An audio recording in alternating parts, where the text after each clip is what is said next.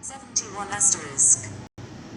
Children's Book Collection Library of the University of California, Los Angeles. Good carrot TTT2.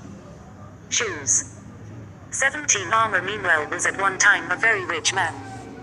He owned large fields, and had fine flocks of sheep, and plenty of money. But all at once his good fortune seemed to desert him. Year after year, his crops failed, his sheep died off, and he was obliged to borrow money to pay his rent and the wages of those who worked on the farm. At last, he had to sell his farm, but even this did not bring him in money enough to pay his debts, and he was worse off than ever. Among those who had lent money to Farmer meanwhile were Sir Thomas Gripe, and a farmer named Barbauld. Sir Thomas was a very rich man indeed, and Farmer Barbauld had more money than he could possibly use. But they were both very greedy and covetous, and particularly hard on those who owed them anything. Farmer Barbauld abused Farmer meanwhile and called him all sorts of dreadful names, but the rich Sir Thomas Gripe was more cruel still, and wanted the poor debtor shut up in jail.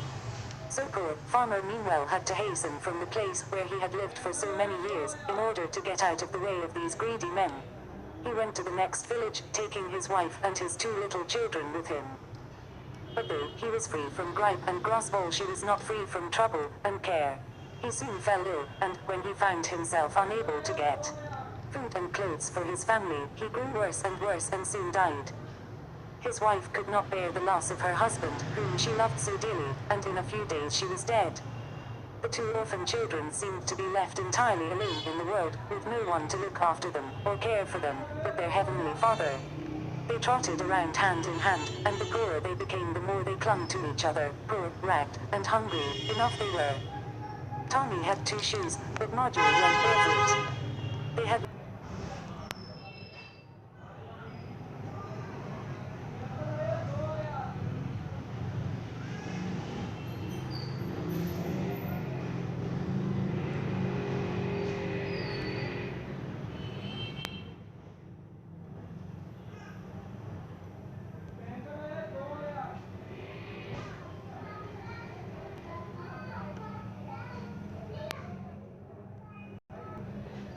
their rich relations were too proud to notice them. But Mr. Smith, the clergyman of the village where the children were born, was not that sort of a man. A rich relation came to visit him, a kind-hearted gentleman, and the clergyman told him all about Tommy and Marjorie. The kind gentleman pitied them, and ordered Marjorie a pair of shoes and gave Mr. Smith money to buy her some clothes, which she needed sadly. As for Tommy, he said he would take him off to sea with him, and make him a sailor. After a few days, the gentleman said he must go to London, and would take Tommy with him, and sad was the parting between the 2 children. Poor Marjorie was very lonely indeed, without her brother, and might have cried herself sick, but for the new shoes that were brought home to her. They turned her thoughts from her grief, and as soon as she had put them on, she ran in to Mrs. Smith and cried out, 2 shoes, Mom, 2 shoes. These words she repeated to every one she met, and thus it was she got the name of Goody Two Shoes. Little Marjorie had seen now good and wise Mr. Smith was, and thought it was because of his great learning, and she wanted, above all things, to learn to read. At last she made up her mind to ask Mr. Smith to teach her, when he had a moment to spare. He readily agreed to do this, and Marjorie read to him an hour every day, and spent much time with her books. Then she laid out a plan for teaching others more ignorant than herself. She cut out of thin pieces of wood 10 sets of large and small letters of the alphabet, and carried these with her when she went from house to house. When she came to Billy Wilson's, she threw down the letters all in a heap, and Billy picked them out, and sorted them in lines, thus, a defh, a bed, fhk, and so on until all the letters were in their right places. From there Goody Two Shoes trotted off to another cottage, and here were several children, waiting for her. As soon as the little girl came in, they all crowded around her, and were eager to begin their lessons at once. Then she threw the letters down, and said to the boy next her, "What did you have for dinner today?" "Bread," answered the little boy. Put down the first letter, said Goody Two Shoes. Then he put down B, and the next child R, and the next, and the next A, and the next T, and there was the whole word bread. "What did you have for dinner, Polly Driggs?" Apple pie, said Polly, upon which she laid down the first letter A, and the next put down a P, and the next another P, and so on until the words apple and pie were united, and stood thus, apple pie. Now it happened one evening that Goody Two Shoes was going home rather late. She had made a longer round than usual, and everybody had kept her waiting, so that night came on, before her day's work was done. Right glad was she to set out for her own home, and she walked along contentedly through the fields, and lanes, and roads, enjoying the quiet evening.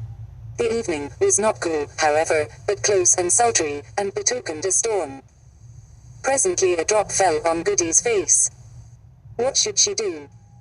If she did not make haste she would soon be wet to the skin. Fortunately there was an old barn down the road, in which she could find shelter, and Goody Two Shoes gathered her skirts about her, and took to her heels, and ran as if somebody was after her. The owner of the barn had died lately, and the property was to be sold, and there was a lot of loose hay on the floor which had not yet been taken away. Goody Two Shoes cuddled down in the soft hay, glad of a chance to rest her weary limbs, and quite out of breath with her long run, and just then down rattled the rain, the thunder roared, the lightning flashed, and the old barn trembled, and so did Goody Two Shoes. She had not been there long before she heard footsteps, and 3 men came into the barn for shelter. The hay was piled up between her and them, so that they could not see her, and, thinking they were alone, they spoke quite loudly. They were plotting to rob Squire Trueman, who lived in the great house in Marjorie's village, and were to break in and steal all they could that very night. This was quite enough for Goody Two Shoes. She waited for nothing, but dashed out of the barn, and ran through rain and mud till she came to the squire's house. He was at dinner with some friends, and anyone else but Goody would have found it difficult to gain admission to him. But she was well known to the servants, and was so kind and obliging, that even the big fat butler could not refuse to do her bidding, and went and told the squire that Goody Two Shoes wished very much to see him. So the squire asked his friends to excuse him for a moment, and came out and said, "Well, Goody Two Shoes, my good girl, what is it?" "Oh, sir," she replied, "if you do not take care you will be robbed and murdered this very night." Then she told all she had heard the men say while she was in the barn. The squire saw there was not a moment to lose, so he went back and told his friends the news he had heard. They all said they would stay and help him take the thieves. So the lights were put out, to make it appear as if all the people in the house were in bed, and servants and all kept a close watch both inside and outside. Sure enough, at about 1 o'clock in the morning the 3 men came creeping up to the house with a dock lantern, and the tools to break in with. Before they were aware, 6 men sprang out on them, and held them fast. The thieves struggled in vain to get away. They were locked in an outhouse until daylight, when a cart came and took them off to jail. They were afterwards sent out of the country, where they had to work in chains on the roads, and it is said that one of them behaved so well that he was pardoned, and went to live at Australia, where he became a rich man. The other 2 went from bad to worse, and it is likely that they came to some dreadful end. For sin never goes unpunished. But to return to Goody Two Shoes. One day as she was walking through the village, she saw some rigged boys with a raven, at which they were going to throw stones. To stop this cruel sport, she gave the boys a penny for the raven, and brought the bird home with her. She gave him the name of Ralph, and he proved to be a very clever creature indeed. She taught him to spell, and to read, and he was so fond of playing with the large letters, that the children called them Ralph's alphabet. Some days after Goody had met with the raven, she was passing through a field, when she saw some naughty boys, who had taken a pigeon, and tied a string to its legs in order to let it fly, and draw it back again when they pleased. Goody could not bear to see anything tortured like that, so she bought the pigeon from the boys, and taught him how to spell and read. But he could not talk. And as Ralph, the raven, took the large letters, Peter, the pigeon, took care of the small ones. Mrs. Williams, who lived in Marjorie's village, kept school, and taught little ones their ABCs. She was now old and feeble, and wanted to give up this important trust. This being known to Sir William Dove, he asked Mrs. Williams to examine Goody Two Shoes and see if she was not clever enough for the office. This was done, and Mrs. Williams reported that little Marjorie was the best scholar, and had the best heart of anyone she had ever examined. All the country had a great opinion of Mrs. Williams, and this report made them think highly of Miss Marjorie, as we must now call her. So Marjorie meanwhile was now a schoolmistress, and a capital one she made. The children all loved her, for she was never weary of making plans for their happiness. The room in which she taught was large and lofty, and there was plenty of fresh air in it, and as she knew that children liked to move about, she placed her sets of letters all round the school, so that everyone was obliged to get up to find a letter, or spell a word, when it came their turn. This exercise not only kept the children in good health, but fixed the letters firmly in their minds.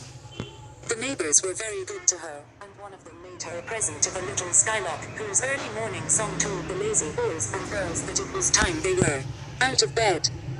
Some time after this, a poor lamb lost its dam, and the farmer being about to kill it, she bought it of him, and brought it home to play with the children. Soon after this, a present was made to Miss Marjorie of a dog, and as he was always in good humor, and always jumping about, the children gave him the name of Jumper. It was his duty to guard the door, and no one could go out or come in without leave from his mistress. Go.